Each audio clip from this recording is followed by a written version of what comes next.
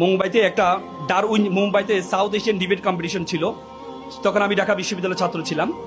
যাওয়ার পরে সেখানে তিনটা মূর্তি দেখতে পেলাম। তিনটা মূর্তি, একটা মূর্তি 2 চোখে হাত, একটা মূর্তি কানে 2 হাত, একটা মূর্তি মুখে 2 হাত। তা আমি জিজ্ঞেস করলাম যে মূর্তি 3টা হাত কেন?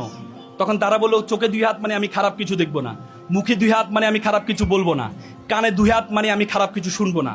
সেখানে দেখলে একটা বানর ধরার প্রক্রিয়া দেখাচ্ছে, একটা খাঁচার মধ্যে কিছু বাদাম রাখা হয়েছে। বানর আবার বাদাম খুব পছন্দ করে। সে বানর যখন বাদামটা নিতে যায় তখন তার হাতটা বড় হয়ে যায়। সে চাইলে এখান থেকে বের করতে পারে না, সে হাতটা বের করতে পারে না, সেই হাতটা আটকে যায়। তখন পরবর্তী সে চাইলে এখান থেকে মুক্ত হতে পারে কিভাবে? সে বাদামটা ছেড়ে দিলে, কিন্তু সে বাদামের লালসা ছাড়ে না, পরবর্তীতে সে ধরা খেয়ে যায়। আমাদের লাইফে এরকম অনেক বাদাম আছে। Adda is a one kinds of badam, Facebook is a one kinds of বাদাম।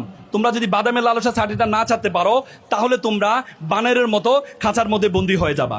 এপিজে আব্দুল কালাম খুব চমৎকার একটি কথা বলেছেন যে প্রজাপতির পিছনে ঘুরিও না, ফুলের চাষ করো, প্রজাপতি তোমার পিছনে ঘুরবে।